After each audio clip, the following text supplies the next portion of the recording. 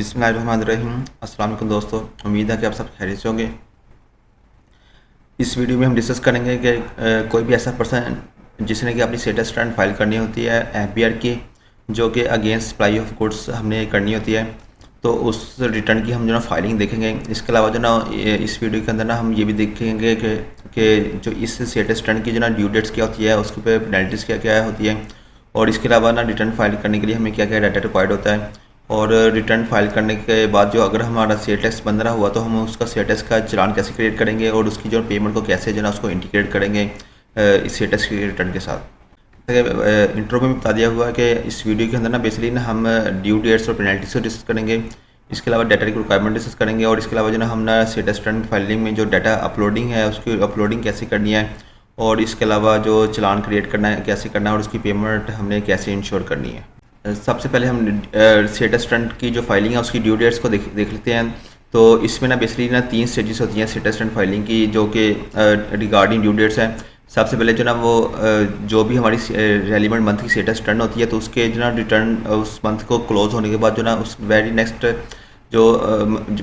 जो मंथ होता है उसकी ना 10 तारीख तक ना हमने नेचर सी सबमिट करना होता है। नेचर सी के अंदर क्या होता है बेसिकली ना जो सेल्स होती है जो, तो आपने उसको रिकॉर्ड करना होता है, उसको अपडेट करना होता है, और उसको नेचर सी को सबमिट करना होता है। तो इसके बाद क्या होता है कि मंथ की 15 तारीख तक स्टेटस की पेमेंट करनी होती है। अगर आपका स्टेटस बंद रहा हुआ हो उस रेलिवेंट मंथ का, तो उसकी ना 15 तारीख तक की उसकी पेमेंट करनी होती है। और अगर हम 15 तारीख तक स्टेटस को पेमेंट ना कर पाएँ तो उसके बाद जो ना पर डे के हिसाब से ना उसका डिफॉल्ट चार्ज स्टार्ट हो जाता है, जो कि 12% के हिसाब से होता है। वो ये जो डिफॉल्ट चार्ज होता है ये उस टैक्स की अमाउंट के ऊपर अप्लाई होगा, जो कि हमने ना एफपीआर को जमा करवाना होता है।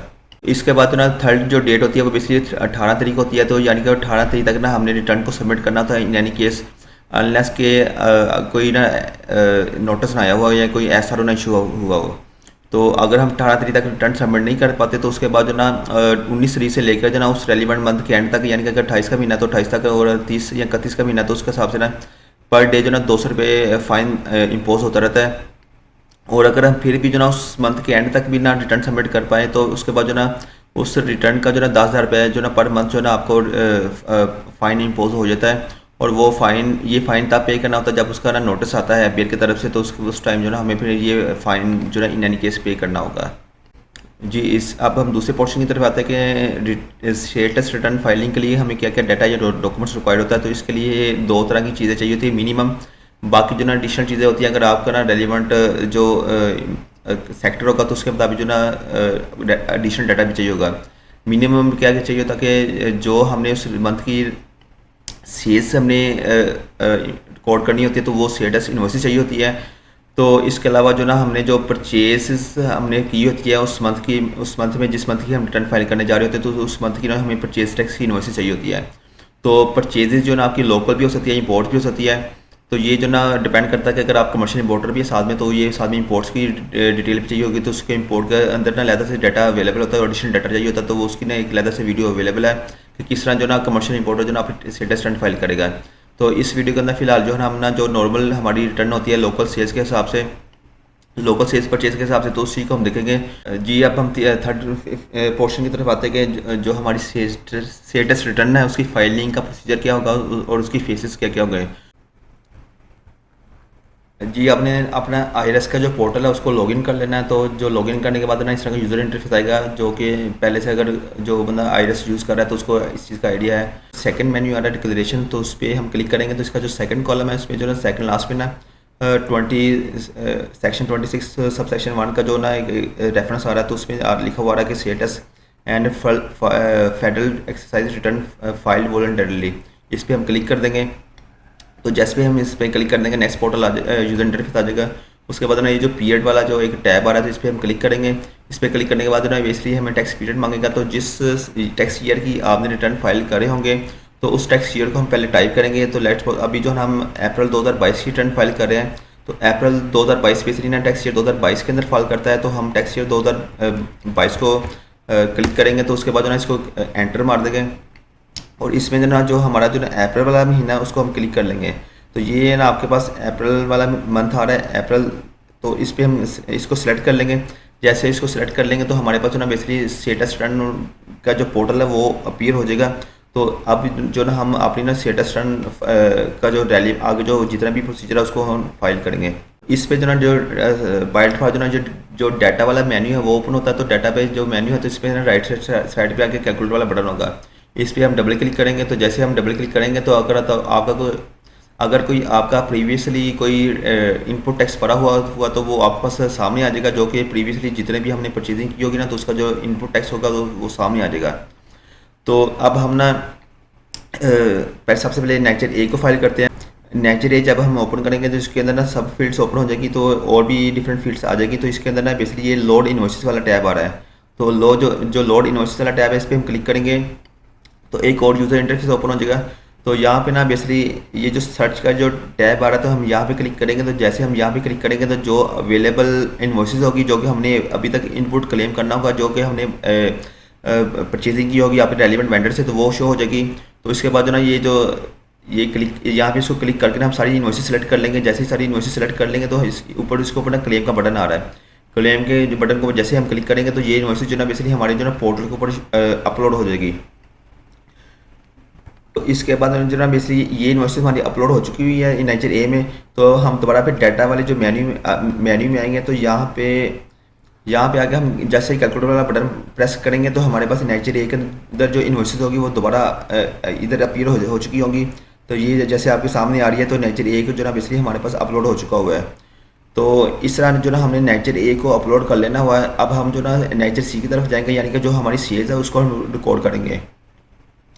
तो नेचर सी का बेसिकली ना हम डायरेक्ट इसको अपलोड नहीं कर सकते। तो इसके लिए हम दोबारा जो ना इस जो स्टेटस रन वाला जो पोर्टल है इसको हम यहाँ से क्रॉस करके इसको मिनिमाइज करेंगे।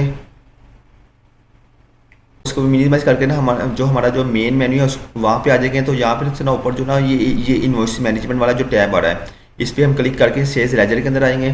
तो सेल्स लेजर के अंदर जाके ना तो हमने बेसिकली यहाँ पे ऐड इन्वॉइस वाला एक टैब आ रहा है, तो यहाँ पे हम क्लिक करेंगे। तो इस पर क्लिक करने के बाद ना जो हमारी सेल्स टैक्स की इन्वॉइस होगी जो कि हमने इस अप्रैल के मंथ में हमने सेल्स अपनी की हुई है और उसको हम अपलोड करने जा रहे हैं। तो इसको हमने अपलोड करना है। इंडियन नंबर ऐड कर देंगे विदाउट डैशेस, या फिर आप क्या करेंगे तो CNC नंबर ऐड कर देंगे। जो भी ना बेसिकली जो रेलिवेंट जो वेंडर होगा उसकी जो रेलिवेंट जो कस्टमर होगा उसकी डिटेल आपके पास सामने आ जाएगी। बाद जो हम इस इन्वॉइस की फर्दर डिटेल ऐड कर देंगे। स्टेटस रेट है जो आपका रेलिवेंट एप्लीकेबल होगा वो आपने अप्लाई करना है। अभी जो करंट सिनेरियो में बेसिकली गुड्स है स्टैंडर्ड डिफॉल्ट आ रहा है तो वो मैं सेलेक्ट करने लगा क्योंकि ये अप्लाई हो रहा होगा। तो अगर आपका जो रेलिवेंट जो भी रेट होगा तो आपने वो सेलेक्ट करना अपना।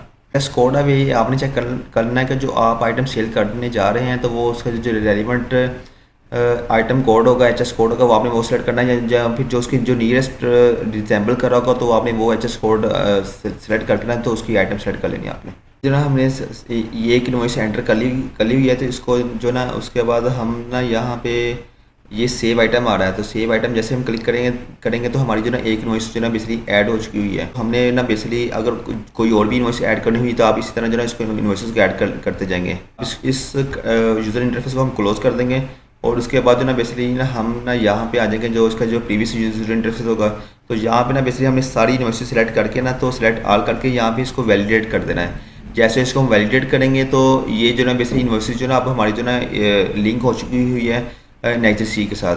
अब इसको हम दोबारा इसको इस विंडो को क्लोज कर देंगे।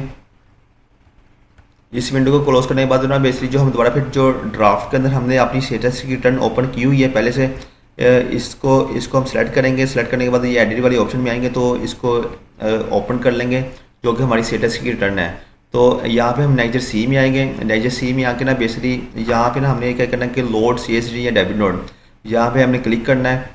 तो जैसे हम यहाँ पे क्लिक करेंगे तो हमारी जो स्टेटस की इन्वॉइस है वो बेसिकली हमारे यहाँ पे अपील हो जाएगी और हमने इसको सेलेक्ट ऑल करके ना तो इसको हमने सबमिट कर देना है। ये सबमिट का बटन आ रहा है तो सेलेक्ट ऑल करके इसको सबमिट का बटन पे क्लिक कर देना है। जैसे इस पर क्लिक करेंगे तो ये मैसेज भी आ चुका हुआ है कि नेचर सी सबमिटेड सक्सेसफुली। तो अब हम दोबारा फिर डाटा वाले जो टैब है मेन्यू है उस पर हम आएंगे। तो इस पे आके ना हम इस पर जो कैलकुलेटर वाला बटन है इसको डबल क्लिक कर देंगे। तो और फिर ये जो स्टेटस डेबिट वाला जो सब टैब है यहाँ पे चेक कर लेंगे कि जो हमारी जो स्टेटस की इन्वॉइस है बेसिकली ना वो जो नेचर सी है वो अपलोड हो चुका हुआ है। तो इस तरह जो ना हमने नेचर ए भी और नेचर सी भी दोनों को अपलोड कर लिया हुआ है। अब जो ना बेसिकली हम ना ये पेबल में जो टैब है उसमें चेक करेंगे कि हमारा जो स्टेटस पेबल कितना बन रहा है। तो ये बेसिकली यहाँ पे सीरियल नंबर 37 के अंदर आ रहा है कि बैलेंस टैक्स पेबल। तो इसके मुताबिक जो ना हमारा जो ना 2,40,598 रुपये जो ना स्टेटस पेबल आ रहा है। तो इसका मतलब है कि हमने ना अब इसका स्टेटस चालान भी क्रिएट करना है और उसका स्टेटस भी पे करना है, और उसके बाद ना उसकी ना इंटीग्रेशन भी करनी है अपनी स्टेटस रन के साथ। स्टेटस चालान क्रिएट करेंगे तो स्टेटस चालान क्रिएशन में बेसिकली क्या है कि चालान को क्रिएट करना है, जनरेट करना है हमने न्यू चालान। हमने जो इसका टैक्स पेमेंट करनी है और उसके बाद जो ना इसका जो CPR है उसको इंटीग्रेट करना है या लिंक करना है अपनी स्टेटस रन के साथ। जी, अब हम जो स्टेटस जो चलाना जो वो बेसिकली E.APR की जो इनका जो सब यूज़र इंटरफेस है वहाँ पे जाके इसको ओपन करेंगे। E.APR का जो लिंक है APR की जो APR की मेन वेबसाइट है उसका जो ना सब लिंक है E.APR.gov.pk। उस पर हम ओपन करके ना इसका जो जो रेलिवेंट टैक्स पेयर है जिसकी कि हम स्टेटस रिटर्न फाइल कर रहे हैं वो उसका स्टेटस चलान क्रिएट करने लेंगे। तो उसका जो ना यूज़र नेम और लॉगिन ID पासवर्ड लगाएंगे। जैसे ही E.APR को हम लॉगिन करेंगे तो हमारे पास ये विंडो ओपन हो जाएगी। तो इसके अंदर ना बेसिकली ई पेमेंट वाला जो टैब आ रहा है उस पर हम उस पर कर्सर को क्लिक करेंगे तो उसके अंदर जो ना क्रिएट पेमेंट का सब टैब आ जाएगा। उसी के अंदर अंदर जो इसका सब टैब है पहला स्टेटस वाला, इस पर हम क्लिक कर देंगे। इस पर क्लिक कर देंगे तो यहाँ पे जो लेफ्ट साइड पे पेमेंट जो अपना टैक्स ईयर है उसको सिलेक्ट कर लेंगे जो कि 2022 है करंट केस में। और उसके बाद जो रेलिवेंट जो मंथ होगा उस टैक्स ईयर का, तो जो कि हम अभी जो अप्रैल की रिटर्न फाइल कर रहे हैं तो अप्रैल 2022 को हम सेलेक्ट कर लेंगे। तो उसके बाद जो ना यहाँ पे ना ये क्रिएट पेमेंट स्लिप की ऑप्शन आ रही है तो इसके अंदर स्टेटस आ रहा है, इस पर हम क्लिक कर देंगे। तो हमारे पास जो ना जो स्टेटस चलान की जो चलान क्रिएशन की जो विंडो वो शो अपीयर हो जाएगी। तो यहाँ पे बेसिकली ना जो 80% डिटेल्स है वो basically by default submit field हुई होती है। तो हमने ना बेसिकली ना यहाँ पे सिर्फ ना अपना स्टेटस वाला जो टैब है उसको फिल करना है, उस फील्ड को फिल करना है जो कि हमारा स्टेटस जितना भी बन रहा होगा। यहाँ पे इसको हम टाइप कर देंगे या रिकॉर्ड कर देंगे। और जो नीचे जो ना ये जो पर्टिकुलर्स ऑफ पेमेंट्स यहाँ पे इसको दोबारा फिर टाइप कर देंगे। और इसको यहाँ पे क्रिएट वाला जो फील्ड है उस पर हम क्लिक कर देंगे। उसके बाद जो ना ये दोबारा फिर इसको कंफर्म कर देंगे। तो आगे जो ना बेसिकली आपने जिस सिटी के अंदर चलान जमा कराना हुआ तो वो वाला सिटी सेलेक्ट कर ले। मैंने अभी फिलहाल लाहौर के अंदर जमा कराना है तो लाहौर वाला मैंने सिटी सेलेक्ट करके ना ये जो कर्सर नीचे लेके आया हूँ तो यहाँ पे नीचे प्रिंट की ऑप्शन आ रही है तो यहाँ पे हम क्लिक कर देंगे। तो जैसे हम यहाँ पे क्लिक करेंगे तो मेरे पास जो ना चलान क्रिएट हो चुका हुआ है जो कि अभी आपके सामने जो ना अभी शो हो जाएगा। जी, इस तरह का हमारे पास चलान क्रिएट हो चुका हुआ। तो जिसके अंदर ना ये डिटेल आ रही है टैक्स ईयर 2022 है, उसका मंथ जो अप्रैल है जो कि 4th मंथ है। और ये जो रेलिवेंट स्टेटस की जो पेमेंट आ रही है तो अमाउंट आ रही है, ये अमाउंट आ रही है। तो इसके साथ ना हमने इसको चलान को पे करना है। तो ये चलान बेसिकली ना ये इस चीज़ चलान के नीचे ना ब्रांचेस की डिटेल आ रही होती है तो आपने नेशनल बैंक की किसी भी ब्रांच में जाकर ना इसको जमा करा सकते हैं। जी, ये चलान जमा कराने के बाद ना बेसिकली आपने दोबारा फिर जो ना आपकी जो स्टेटस रिटर्न वाला जो पोर्टल है जो कि IRS के ऊपर हम वर्किंग कर रहे थे उसके ऊपर दोबारा आना है। तो यहाँ पे ना ये पेमेंट वाली एक ऑप्शन टैब आ रहा है, इस पर हम क्लिक करना है। तो यहाँ पे ना ये राइट साइड पे प्लस का बटन आ रहा है, इस पर हमने क्लिक करना है। इस पर जैसे हम क्लिक करेंगे तो यहाँ पे ना जो हमारा जो स्टेटस है चलाना पेमेंट होने के बाद जो ना उसका CPR जैसे जनरेट हो चुका होगा तो यहाँ पे ना ये अपीयर हो जाएगा। जैसे ही यहाँ पे अपीयर हो जाएगा तो उसको हमने सेलेक्ट कर लेना है। और उसको सेलेक्ट करने के बाद क्या करना है कि हमने फिर दोबारा फिर डाटा में आना है। और डाटा में आने के बाद ना इसको हमने जैसे हम इसको डबल कैलकुलेट करेंगे तो यहाँ पे ना बेसिकली दोबारा फिर ना यहाँ पे भी उसकी ना स्टेटस की जो हमने चलान पे किया हुआ तो उसकी अमाउंट यहाँ पे भी शो हो जाएगी। और यहाँ पे बेसिकली ना यहाँ पे शो हो जाएगी। तो जैसे ही इसको हम डबल क्लिक करेंगे कैलकुलेट के बटन इसके बटन के ऊपर तो यहाँ पे जो पेड अमाउंट है ना तो यहाँ पे भी ना ये जो सेम अमाउंट यहाँ पे भी शो हो जाएगी। इसका मतलब जो है हमारा जो ना CPR जो ना वो इंटीग्रेट हो चुका हुआ है, इंटरलिंक हो चुका हुआ है स्टेटस रिटर्न के साथ।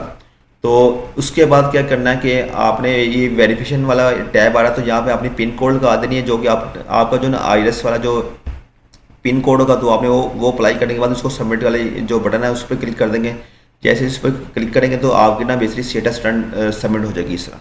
दोस्तों, ये हमारी video regarding how to file monthly status return in APR इधर तक की थी। उम्मीद है कि इसमें ना जो उसकी रेलिवेंट डिटेल्स है आपको अंडरस्टैंडिंग उसकी हो चुकी होगी। तो इस वीडियो की बेस पे ना आप अगर खुद से रिटर्न फाइल करना चाहे तो आप उसको फाइल कर लेंगे ईजिली।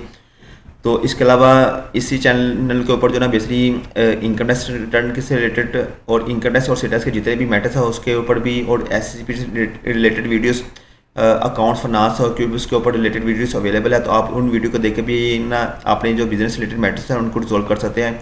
और इन केस अगर आपसे रिलेटेड कोई वीडियो अवेलेबल नहीं है तो आप ना किसी भी वीडियो के कमेंट सेक्शन में जाकर ना वहाँ पे कमेंट सेक्शन में अपनी ना क्यूरी रेज कर सकते हैं, या फिर ना डायरेक्टली ना आप रब्ता कर सकते हैं। तो वीडियो देखने के लिए बहुत शुक्रिया। Thank you so much. अल्लाह हाफिज़।